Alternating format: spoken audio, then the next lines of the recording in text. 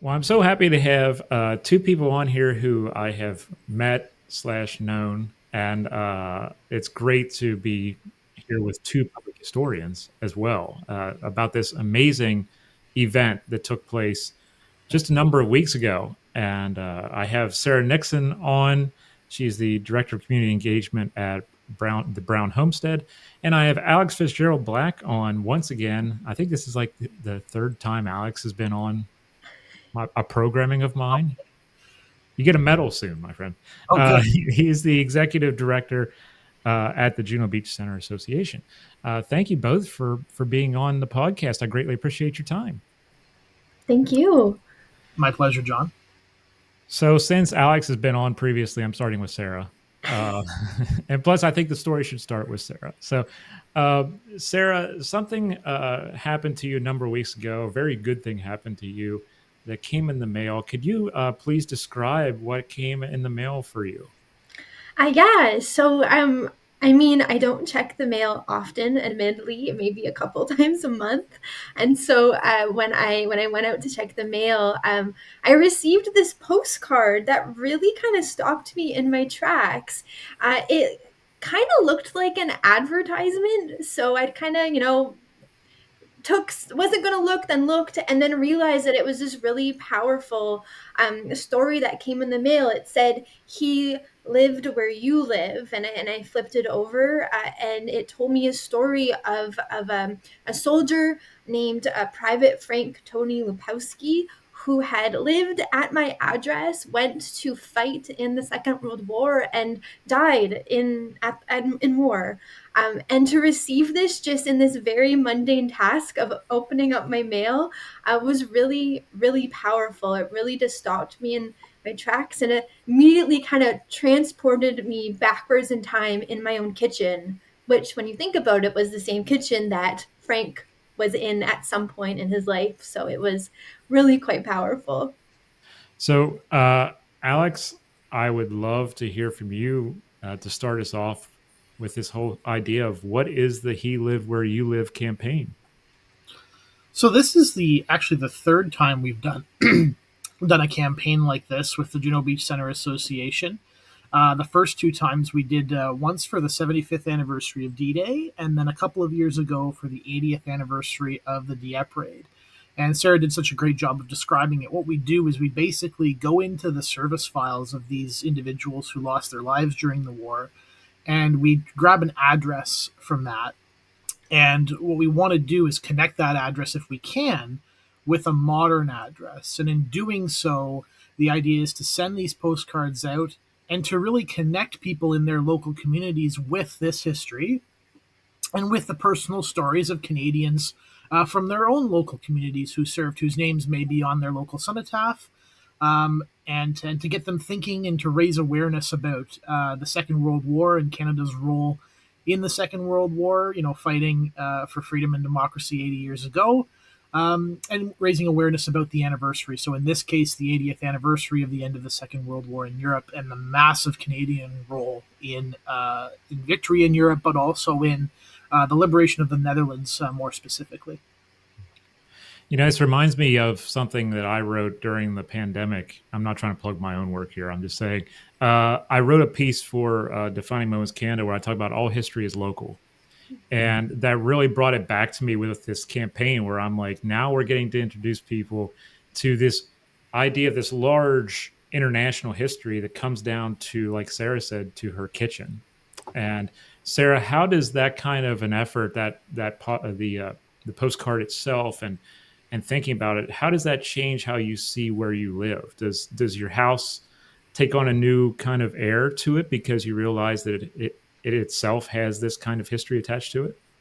Exactly. It really did. And I think that's what kind of has stuck with me throughout is, I should say, like, I am a public historian. I work in the heritage field. During grad school, I was really struck, and my research really played with the idea of how, like, built spaces tangibly hold the past and their materiality. So I've been kind of thinking about these things, like, in various ways for several years.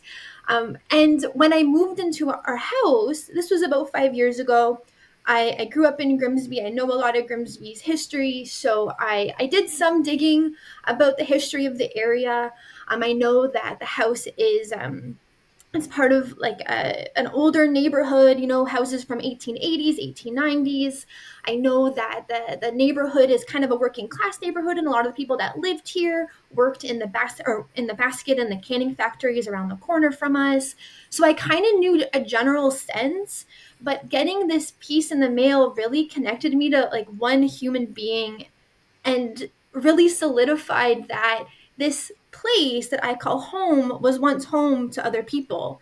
And I know that, like, generally, and but to actually feel that was really powerful. And then going on to the Canadian Virtual War Memorial and learning about Frank, reading the Hamilton Spectator article that announced his death, and reading in there that he was born in Windsor, he grew up in Hamilton, or no, he was born in Regina, rather, sorry, but he grew up in Windsor and in Grimsby. He went to high school in Grimsby. He worked in Grimsby, and I'm thinking about this person's life and all of these everyday things that I grew up in Grimsby. I went to high school in Grimsby, right? And we have all of these connections, but he lived a very different life than I did.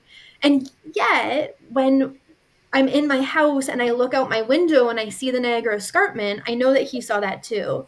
And that's been really powerful for me. And like to know that this was his home, this community was his community. So walking downtown, being like, did he use the same route to walk downtown? Did he go to the library the way that I go to the library? Like, that's been really powerful. And has really stuck with me in a way that I wasn't expecting when I just got this mail. And I think that's also the power of the program is I wasn't seeking out this information. It came to me, and it forced me to kind of think and to reflect, and it's been really impactful. So I'll say it a million times, I'm sure, in this interview, but Alex, thank you so much for organizing this. Yeah, Alex, Sarah is one of those who received this postcard. She's one of 1,945, I think, households in Canada that received this. So that's quite an undertaking. Uh, do you hope that 1,944 others feel the same way that Sarah does in this moment? Absolutely, we do. This is a really great example of exactly what we were hoping for, right? Someone to maybe take a second look at it before throwing it in the recycling bin, because I'm sure, unfortunately, if probably a number of them, did get tossed away. In fact, I can say maybe a couple of people have actually gotten in touch with us, realizing after the fact, because they saw, a piece in the news or something like that. Oh, that's what that was. Can you actually resend me one of those? And so we've been resending digital ones in those few cases where that does happen. But no, it's music to our ears for sure. That Sarah was able to look at the postcard and connect with it, as she, so aptly described there. Yeah, I don't know if you want to go into any details on, the public history side and how the project kind of came together. And to be honest, this particular project started back in 2020. So basically in 2019, we did the first run of postcards, and that was like 300 to 400 postcards. And it was very successful. And we wanted to do a follow-up for the 75th anniversary of the end of the war in Europe. But of course, the COVID-19 pandemic hit. And we thought, maybe this isn't the right time. We're dealing with a new form of kind of mass death in society. Let's hold back on it. And so it was a kernel that started then with some of the research done, in 2020. And then we finished off the research, this past winter, and got everything together. The 1945 number was obviously intentional. I was kind of aiming for 2000, and then we got to, close to 1945. And I said, well, that just makes sense. Let's just do 1945. And what that allowed us to do in a way that the 300 to 400 that we did with Dieppe and with D-Day, and it wasn't just D-Day, it was like D-Day and the first few days ashore for the Canadians. It was able to give us so much more reach this time. So the postcards represented, there are postcards that were sent to all 10 Canadian provinces, and that includes Newfoundland, which of course was not part of Canada at the time. It was its own separate entity. And so that was kind of neat to be able to see that from coast to coast. None in the territories, unfortunately. And that came down to primarily the fact that, well, the populations there were much fewer as they are now, but also there is a bit of a bias in our postcards program, and that is towards um, urban areas.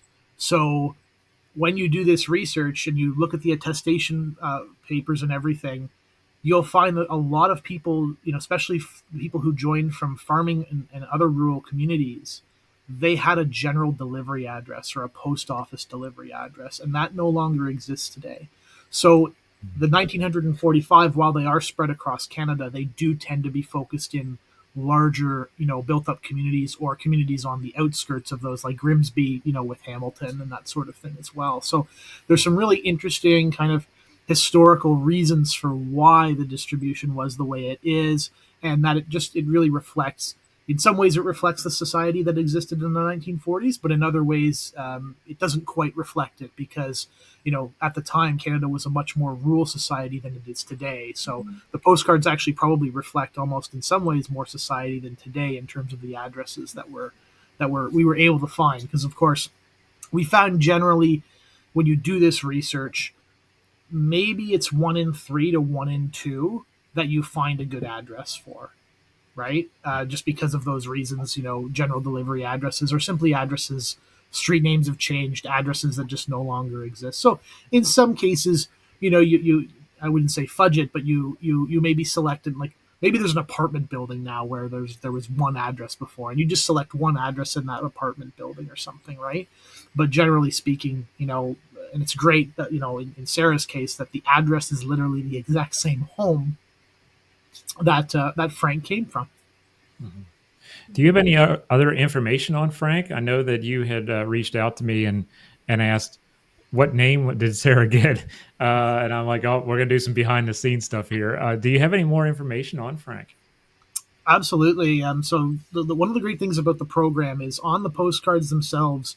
I'm trying to remember which side it's on. I think it's on. The postcards are interesting because postcards, technically the front is not the main image. It's where the address is, right? So on the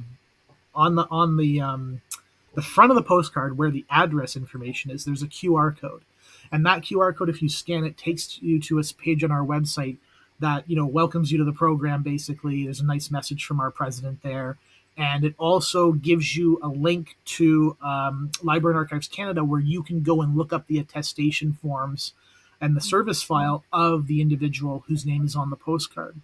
So that's what I just did this morning to prep for this. And basically, let me see here.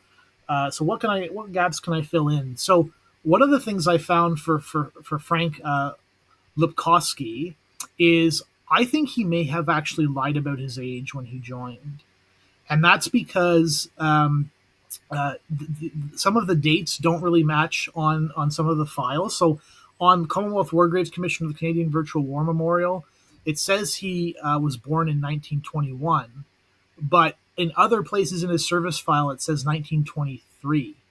So he probably was born February 28th, 1923, and therefore when he joined the Canadian Army, which he did on July 6th, 1940, he would have still been 17 years old. So technically he would have been underage. Now, of course, a couple of years later, when he actually went overseas, it was kind of a moot point because he was old enough. He was over 18. But it just a very interesting component of this. Sarah already covered a lot of those details. He moved around a lot when he was younger, and actually the great thing about the service files is there's all manner of information in there. So even there's information about, like, his education. And on one interview he had when he was at Niagara Camp, on the Niagara Peninsula there, they asked him about his education and everything, and he basically only completed grade 6, which was becoming less common in this period. Generally, high school was becoming more of a thing in the interwar period. So, there were people who were finishing high school and that sort of thing, but there were also people who were leaving school early to go work a job to support their family. That very much seems to be what's happened here, but also he moved around so much. So I think, born in Regina, as Sarah said, also grew up in Windsor, Ontario, was in Grimsby at one point, and then left Grimsby, and then went back to Grimsby, and then the Hamilton area. So it seems like he just wasn't able to consistently stay at school and to get the full measure of the education that maybe he wanted. Maybe he wasn't interested in education. Hard to tell. So those are some of the details that you can glean from the service file. Interestingly, like a lot of people at the time, he was the son of immigrants as well. So he actually spoke Hungarian, English, and some Polish. His father was Polish and his mother was Hungarian. So, I don't know the exact story behind that. They could have been from the old, Austro-Hungarian Empire, or at least, maybe their parents were from the old Austro-Hungarian Empire at some point. Now, when he joined up, and he actually did get some training as a driver class 3, which was for tracked vehicles. So he was a tracked vehicle driver, and in this case, he was assigned to the Argyll and Sutherland Highlanders of Canada, which is a Hamilton area unit, and he was actually a driver in their carrier platoon. So infantry units in the Second World War for Canada, they didn't have a whole lot of vehicles. It's not like kind of today where there's mobile infantry all over the place, but they did have what was called a carrier platoon, and those carrier platoons used what were called universal or Bren gun carriers. And so he would have been trained to be a driver for one of those in the carrier platoon. So that's just a starting point. I don't want to hog the mic here or anything like that, because there's definitely more to the story. But that's kind of a brief overview of his early service, I guess. Where is he buried at, Alex? So he's buried in the Netherlands at Groesbeek Canadian War Cemetery, which is not too far. I mean, it's not necessarily exactly close, but it's not too far from where he fell.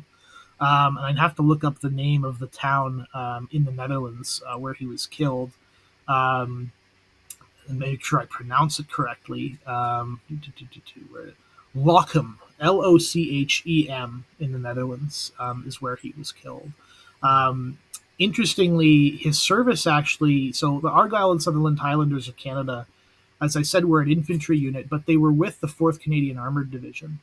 So he and his unit arrived on the continent in Normandy July 22nd, 1944, or thereabouts. And about a month later, July 27th, he was wounded. He was wounded when the regiment was actually just across the Seine River. So this is, after the Battle of Normandy, the Germans are retreating, trying to hold the Allies, but they're ultimately retreating almost back to the German border, and the Allies are in pursuit. And so just after they crossed the Seine, there was a fight at a town called Eagleville, Igoville. I'm not sure if I'm pronouncing that correctly. And a whole bunch of stuff, I looked in the war diary for that day, and a whole bunch of stuff happened to this unit that day, including in parts of the unit that would have been using the carriers that Frank was driving. So if you don't mind, I can read a little clip here from the war diary.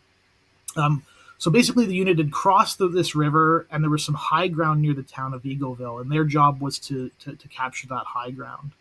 So, quote, just prior to the attack going in, the battalion HQ group, including the adjutant's half-track and the signals carrier, were in some unknown manner misdirected down the main road and entered the town, where the latter place was still in enemy possession. 3 members of the group managed to escape and 2 were killed, and the balance, 15 in number, including the adjutant, Captain Sheldon, and Major Lilly, were presumably made prisoners. So it's possible he was wounded during that action.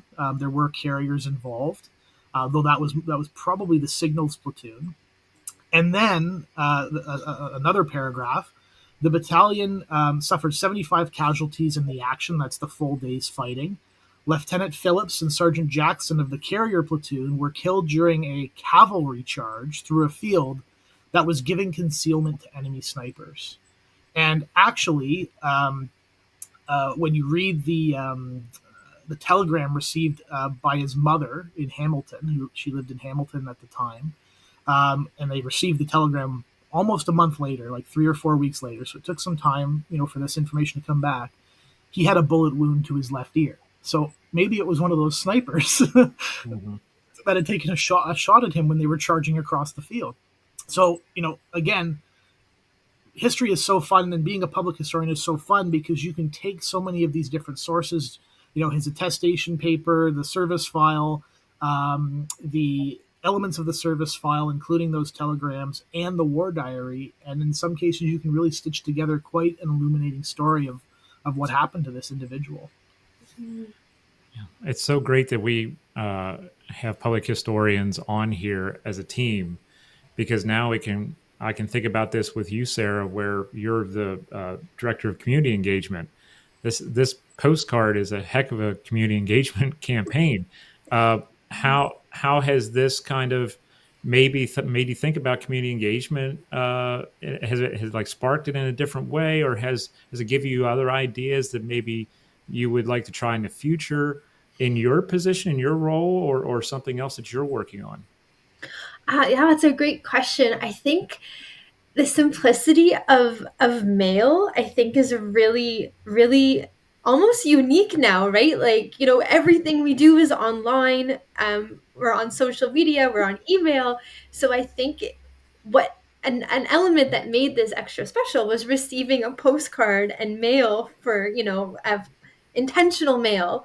And so it kind of made me think about utilizing more of those traditional mediums to connect to the community, and how there is power in that, and that there is interest in it as well. Like, and I love what I love about the postcard too is, yes, it's a traditional medium, but there's a QR code on there with information that you can easily access on the internet from digital maps, and to kind of have another layer of interpretation and of narrative. So this is like the postcards kind of the first layer of a larger story. And like what Alex mentioned, all of his military records are online, and you can form that story. And so I'm really struck with how this very two-dimensional postcard can be an invitation into something deeper. And so I brought this to my colleagues at work when I received it. That Monday morning meeting, I said, "Hey everyone, look what I received in the mail over the weekend." And that's actually how I got in contact with you, John, about this. But anyway, so we were talking about, is there a way that we could do that when it comes to rural history, because rural history is a little bit more dispersed, like what Alex was saying.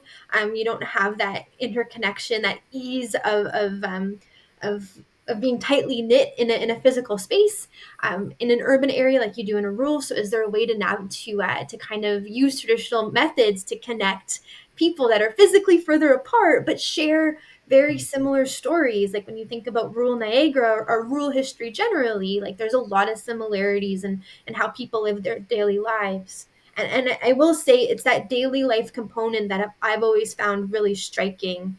I think public history is really powerful when we can make those personal connections to our community, and to people who are kind of consuming that history. And that's what made this so powerful to me, was this is someone that lived in my house, and now I call this place home, and it means so much to me to live here. And so I wonder, for Frank, who was so young when he lived here, what did this place mean for him? And thinking about that, and knowing that, the little quirks of the house are things that he might have noticed as well. So there's that the materiality of being connected to this person through a shared space like a home, I think, is also really powerful. And I really like how this campaign really went into the personal by going and by being delivered to someone's home. It's quite personal. So I would love to see if we could do something like this in my own work, kind of as traditional mediums. I love how the postcard is basically the symbol of not only the soldier, but also the symbol of, this is a small part of a very large story. It's almost like taking a piece of a chapter of a book and saying, now you get to go out and find the rest of the book. You get to go and talk about the rest of the story in whichever way you see fit. And I love that factor about it. And I did a blog post about it where I said, if I would have received one of those cards, I would keep the card with the house if I ever Mhm. left it, because then it's kind of like a historical plaque in that way, where maybe the next person would appreciate it as much as I would, or as much as Sarah would, uh, Mhm. hopefully, because that's the house's story, you know. And Mhm. I don't know if you feel like that too, Sarah. Where it's if you ever move, if you're like, do you take it with you? Because it is precious to you, because it's a moment in Mhm. your life where you were like exhilarated to get the mail, instead of just Mhm. bills. But you were you also understand that it's part of the house history. Mhm. Do you think you would ever kind of, I don't know, be uh, I don't know what the right word is. Would you ever be kind of like defensive about giving it up? Would you ever be like, should I really give this up with the house, or is this something that I just want to have a moment of, because you're also a public historian? Yeah, that's a really, really good question. I think I would be inclined to keep it with the house because I think it's the house's story. And I'm just one part of the house's story as well, right? So I think Oh, that's a hard question. But I think what it would make me want to do if I think if I was to ever move, I would be a little bit more intentional about finding out the history of my house a lot earlier. Um, I think here when I moved in, I was like, oh, I'll get to it. I'll figure out that history eventually. I know that the archives exist. I know where to get the information, so I'll just do that later. And I never did. So maybe that's what it would encourage me to do is if I were to ever move, kind of be a bit more intentional about the story of the house. But I think this Frank's story is the house's story, so I think I would want it to stay here and commemorate it in some way, or hopefully that a future homeowner would commemorate it in some way as well. I think I could extend on that. The I can't remember. It was in Toronto. There was a house in Toronto where they'd kind of already done that. The family, so the relative who was killed and whose address the postcard went to, he had family that lived there, after the war, and they sold the house several decades ago, but or maybe a couple of decades ago. I can't remember exactly, but they told and they passed on the information to that new homeowner about who had lived there. And when we got some feedback about this postcard campaign, we got it from the family who had originally owned the house, because they said, "Oh, the new owners of the house got in touch with us and told us that they received a postcard, which kind of confirmed the story that we had shared with them when we first moved in." So there's an interesting example of a family that had passed on that heritage to the next set of owners. Another really great story in Windsor, Ontario. There was a gentleman who received a postcard, and he found he actually had a personal connection to the soldier who was killed. So um, basically, it turned out he was the soldier who had passed away. He was the uncle of this new homeowner's school football coach. And this school football coach, Coach Phillip was his name, and you can look at the Windsor Star for the article, um, was like a second father to this homeowner. Mm. And so he was reflecting on very much the same things that you were, Sarah, but even in an even more personal way, because he had that connection to the family. And then he discovered when he was reading through the service file that because of course there's medical records in there, and there's a medical questionnaire, and one of the things is how many cigarettes do you smoke a day, and this soldier had said, I smoke about 12, a dozen cigarettes a day. um, and then when this homeowner had done some renovations 2.5 decades ago when they first bought the house, they found some items like a bank book, a newspaper, an empty pack of Parliament brand cigarettes, which dated back to the 1940s. Hmm.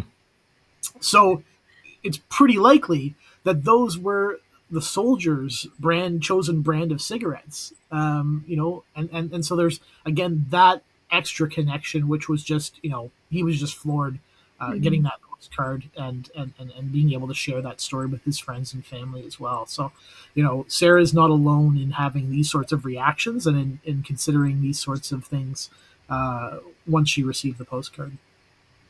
Well, I do want to give a shout out to the website, junobeach.org/postcard, where you can go and check out this campaign.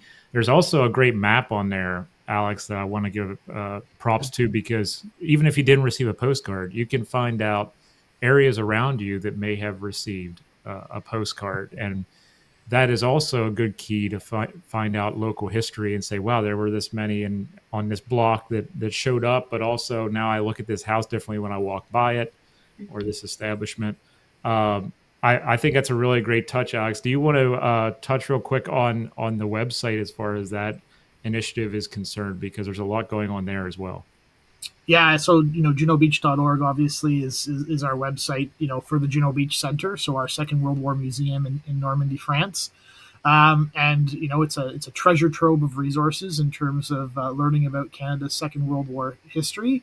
And this was just an initiative to raise awareness about the museum and about the anniversary and Canada's role in the Second World War, but to do so in a way that was very personal and that gave people the tools they needed, or the direction they would need in terms of going to learn more about maybe a relative who served and perished during the war, that sort of thing. So that was the intent, and yes, the intent was just to show with the map how widespread this postcard campaign is, and by extension how the Second World War itself touched nearly every community across the country as well. And we have to remember, of course, these 1945 Canadians, they never came home. And they left behind families, they left behind friends. Sometimes they weren't all 18 years old and stuff, and even if they were, it was pretty common to have a very young family during that period. And so there were young siblings or young children left without fathers, and in some cases mothers as well. And so we just have to it's important for us to remember that sacrifice and how it impacted people and families across the country back in the war years. Yeah, I just wanted to touch on that too. I think that's what the map is, such a powerful visualization of that impact. And again, this is only 1,945 of those addresses of the 45,000 Canadians who died. But you see that even those dots on a map are quite impactful, and they're all across the country. It was interesting of what you said about the rural and urban post offices and that issue of like how to visualize that on addresses today, but still that scale I think is really powerful on the map. And just in my own personal experience, going to that map and kind of zooming in on Grimsby, Ontario, and only seeing one dot and knowing that I was that dot, I think is really powerful. But then with every dot, you open it up and you see a name, and you see how old they were when they died, and you see where they served and who they served with. And I think that again adds that layer and adds that story. And I will say, Frank was 22 years old when he died. That's so young. And on the virtual Canadian War Memorial, there's a photo of him in the Hamilton Spectator announcement, and he looks so young, and I can't fathom. And again, it really makes that so obvious to me about that this was just a young person who maybe lied about his age to join the war because of the patriotic cause at the time. And also connecting to this, my grandparents fought in Second World War as well, and if Frank was born in 1923, that was the same year that both my grandparents were born as well. But they survived the war, right? Like my grandfather was a soldier. My grandmother served with CWAC. They went overseas. They came home. They got married. They raised a family. They lived a full life. And Frank didn't get that option. And I think that's really, really powerful too, to even as connected to my own personal family too, knowing that they were all born in the same year. So yeah, that will stick with me as well, I think. Well, Yeah, and that's very powerful. Go ahead, Alex. yeah, it's just to wrap up Frank's story. So as I said earlier, he was killed in Lochem, the Netherlands. This was quite close to the end of the war. So it was April 2nd, 1945, which was actually Easter Monday at the time. And basically we're at the point in the war where it's close to being mop up duty to some extent. There are some German forces, some even like Dutch SS, that sort of thing, still resisting. But the job of the Canadian Army at this point was to liberate the Netherlands. This is after the Rhineland battle, so the invasion of Germany is well underway. But the Canadians are primarily tasked to go north across the Rhine, and then to go up and drive through Western Netherlands to the northwestern part of that country. And that's the direction that the unit that Frank was with was headed. Um, they were basically up against. They came up against a canal at Lockham. I don't know the name of the canal in Lockham, but there was a kind of a natural. I guess a canal's not a natural thing, but a water obstacle, and the Germans had blown the bridges, and so they had basically set up shop. They were with an armored division, so they were kind of out in front, at the front of the advance. But they had to stop to get the engineers to come up and repair the bridges so that they could, move forward. And so basically, the headquarters moved into the town, set up in a large civilian house, used for the enemy for a similar purpose. So it was maybe a battalion headquarters or a company headquarters at one point for the German military. And basically, there was exchanging of fire across the canal, like machine guns, mortars, that sort of thing. And the support company actually suffered 4 casualties from an enemy mortar. And so it's possible that that was how Frank was killed, just in a mortar strike, while they were kind of settling down for the night in that particular town. Of course, there was still about a month to go, just over a month to go, until victory in Europe and the German surrender in the Netherlands. That was on May the 5th, 1945. But there was still significant fighting, and there were still significant casualties being incurred by the Canadian Army in particular, leading up to the end of that. And so, Frank, unfortunately, was one of them. And that story has led us to this moment, all being together and talking about Frank and being able to connect Sara with Frank. And thanks to the Juno Beach Centre Association. And it's just fantastic stuff as far as how we do public history. Because if we can make it personal, people can latch onto it. Maybe someone who received a postcard will now want to go to the cemetery overseas and reunite the postcard with the person, and to say, it's come full circle. This story continues in some way. It's amazing how one piece of paper or cardstock can Yep. make us talk about this in a different way. And that's the goal, right? That's what we want. We want people to talk about it. Absolutely.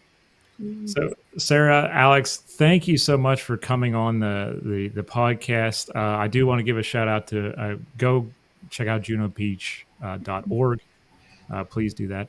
And stop by the Brown Homestead and see Sara as well, because they've always been nice to me. So it's a great place to go and hang out.